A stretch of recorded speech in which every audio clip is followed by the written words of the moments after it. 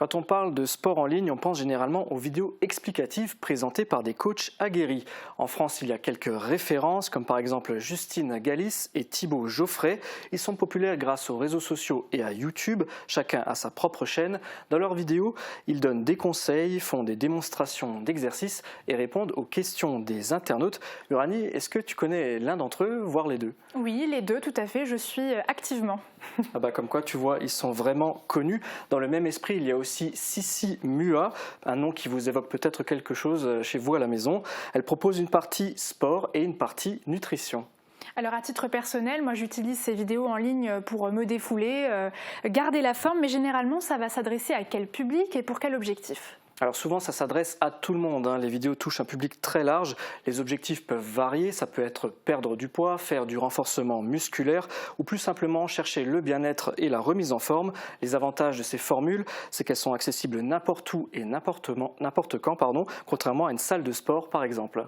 Est-ce que ce sont des services entièrement gratuits ? Alors, pas tout à fait. Les vidéos sur YouTube, oui, mais ces youtubeurs ont également mis en place leur propre appli avec un abonnement. Il y a par exemple MyFitChallenge pour Justine Galis et Thibaut Geoffrey qui travaillent ensemble. Il y a Train Sweet Eat pour Sissi Mua ou un autre exemple encore, la Will Team, une plateforme orientée fitness. Le principe, c'est qu'on paye tous les mois pour avoir accès au contenu.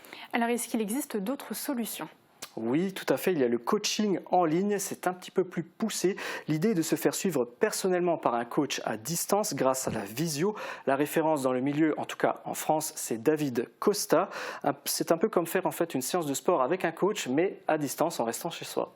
Alors pour nos téléspectateurs, est-ce que tu aurais des solutions locales, des personnes vers qui se tourner ? Oui, tout à fait. On va parler de deux exemples et je vous propose de les découvrir grâce à ces vidéos.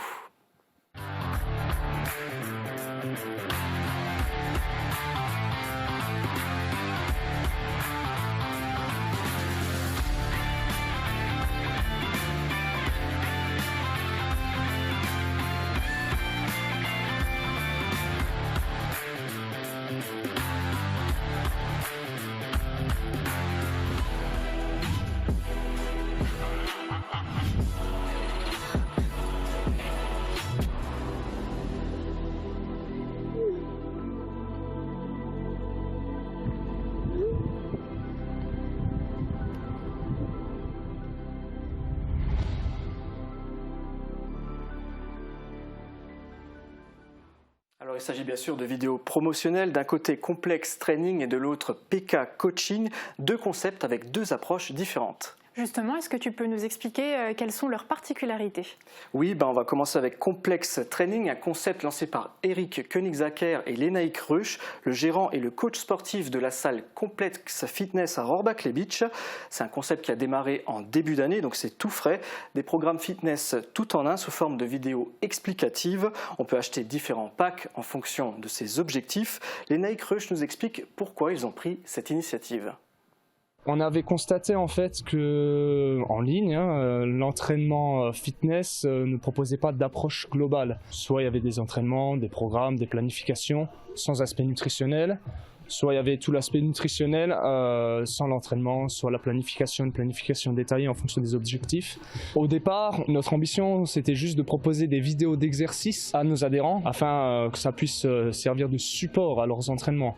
Puis par la suite, avec le Covid, on a eu le temps de pouvoir faire vraiment ce qu'on voulait, Une décision donc qui a été aussi motivée par la crise sanitaire. Même si la salle de sport et les programmes en ligne sont deux entités différentes, l'une renvoie vers l'autre et inversement. C'est donc une activité complémentaire qui leur permet d'attirer de nouveaux clients. Et alors pour PK Coaching, c'est quoi la particularité ?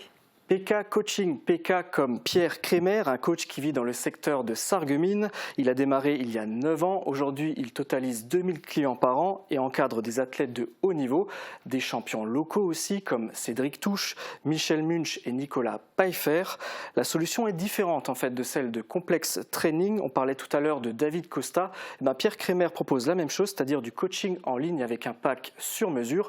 Son credo, c'est un programme adapté à la personne. On l'écoute.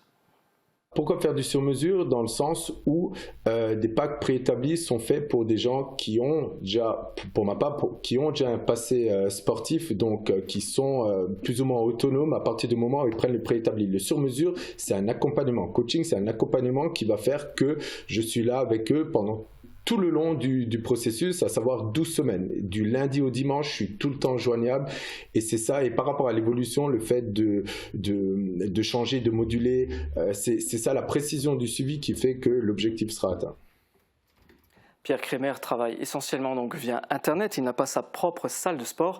Voilà Uranie, deux solutions avec deux approches différentes. Mais finalement, faire du sport en ligne, est-ce que ça fonctionne? Parce qu'on a plutôt l'habitude de se déplacer. C'est une très bonne question Uranie. Alors oui, ça fonctionne, mais ce n'est pas plus facile que le sport en salle ou en club. Tout dépend en fait de vous. Ça fonctionne si vous êtes suffisamment impliqué. La rigueur et la régularité sont de mise. Alors pour nos téléspectateurs, dans ce cas, quels sont les avantages et les inconvénients que tu peux dresser sur ce mode? C'est justement une question que j'ai posée à Lénaïque et à Pierre et je vous propose qu'on écoute tout de suite leur réponse. Ça peut permettre aux personnes se la procurant de pouvoir avoir vraiment un tout en un pour quand même un moindre coût, on ne va pas se le cacher. C'est vrai que si on passe après avec un coach personnalisé, il faudra payer chacune des séances. Par contre, le désavantage, c'est que bien sûr, on n'aura jamais ce contact, toute cette richesse et toutes ces explications et l'encadrement physique qu'on peut avoir avec la personne même, avec le coach sportif ou avec le diététicien. Les inconvénients du sport en ligne seraient peut-être ce manque de côté physique présentiel que les gens demande, recherche, en tout cas pour ma part en France. Maintenant l'avantage, encore une fois, c'est cette proximité, c'est le fait que je sois disponible tout le temps, que j'ajuste tout le temps, chose qu'on n'a pas avec un coach présentiel où la régularité des rendez-vous elle est trop espacée. Donc voilà. Et surtout que le coaching à distance évolue de par les supports, que ce soit vidéo, application, visio. Je fais également beaucoup de visio. Donc malgré la distance, je suis quand même là. Je suis quand même là pour rectifier les mouvements ou autres.